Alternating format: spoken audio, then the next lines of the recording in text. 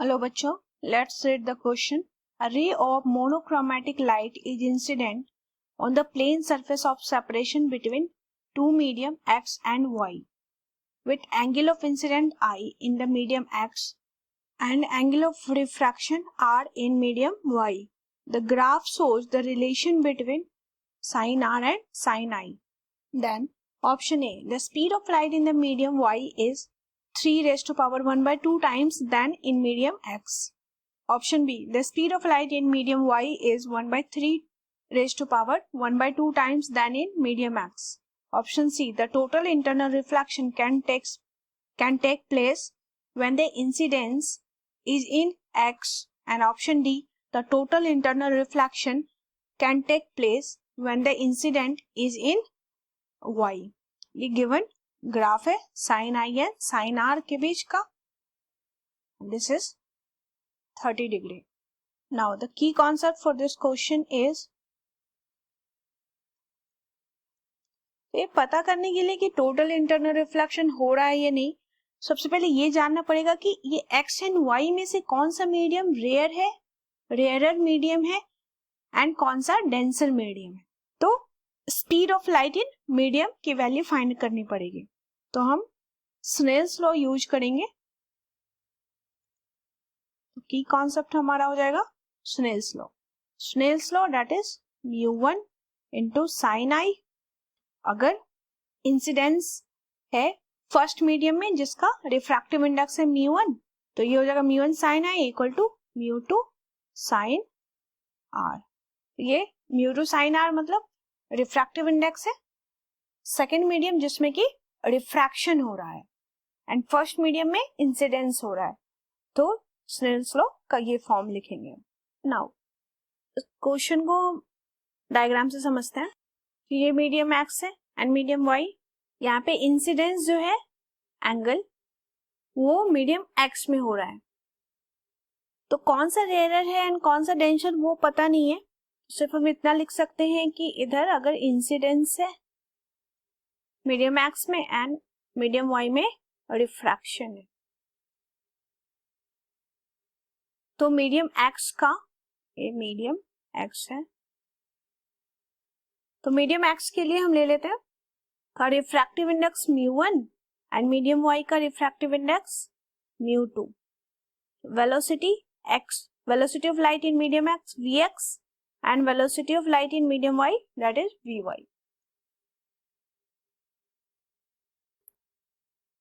तो by Snell's law को हम लिख सकते हैं sine i upon sine r equal to μ2 by μ1. μ2 को लिख सकते हैं c, speed of light in vacuum, divide by v2 upon μ1 को c अपॉन v1. c से c कैंसिल हो जाएगा तो ये वैल्यू हो जाएगी v1 अपॉन v2.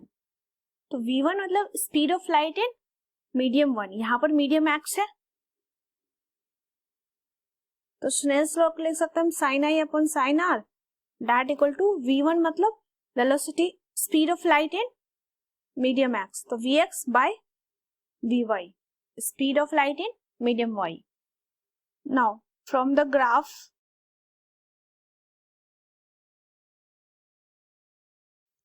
तो ग्राफ से देखें तो स्लोप गिवन है ग्राफ में दैट इज 10 30 डिग्री थीटा है, तो स्लोप हो जाएगा 10 30 that equal to y by x. y क्या है हमारा साइन आर, y एक्सिस पर साइन आर है एंड x एक्सिस पर साइन आई है, जो ग्राफ में देख सकते हैं sine r upon sine i. Now अगर हम इसको सॉल्व करें तो ये हो जाएगा sine i upon sine r that equal to 1 upon 1030. 1030 की वैल्यू 1 अपॉन √3, तो ये हो जाएगा √3. तो इसको अगर हम इक्वेशन 2 मान लें एंड प्रीवियस को इक्वेशन 1, तो इक्वेशन 1 एंड 2 से हम देख सकते हैं फ्रॉम इक्वेशन 1 एंड 2 से हमारे पास रिलेशन आ जाएगा speed of light in medium x and y के बीच. तो LHS में हमारे पास sine i upon sine r है तो कैंसिल हो जाएगा, तो ये हो जाएगा Vx speed of light in medium x upon speed of light in medium y equal to √3। Now यहां से हम देख सकते हैं कि स्पीड ऑफ लाइट जो है मीडियम x में वो ग्रेटर है, √3 टाइम्स ग्रेटर है मीडियम y से। तो कह सकते हैं ऐसा कि since Vx speed of light in medium x is greater than medium y, तो इसका मतलब है कि x जो है वो रेयरर है एंड y जो है ये डेंसर है। तो हम लिख सकते हैं then medium y is denser.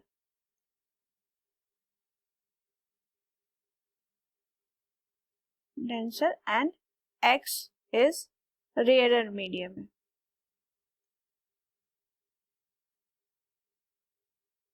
तो अगर लाइट जो है ट्रैवल करे, if light travel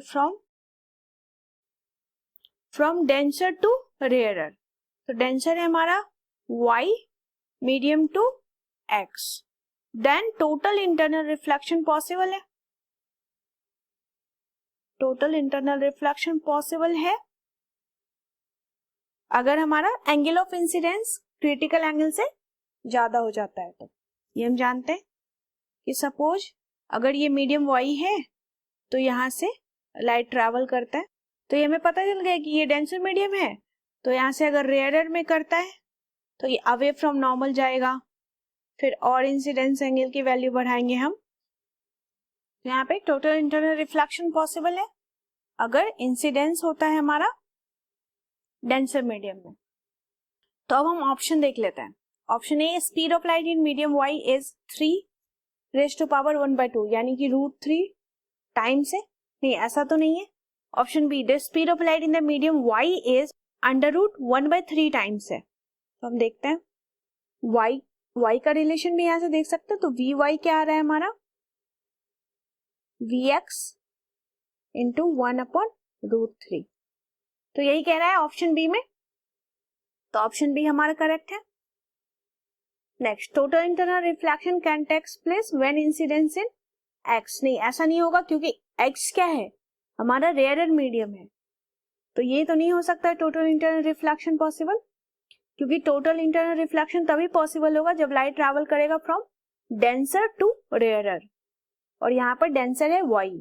option D, the total internal reflection can takes place when the incident is in y। तो ये ऑप्शन करेक्ट है। तो हमारा आंसर हो गया that is option B and D, ये करेक्ट है। क्वेश्चन के लिए की कॉन्सेप्ट हमने देखा है Snell's law, that is μ1 sin i equal to μ2 sin r।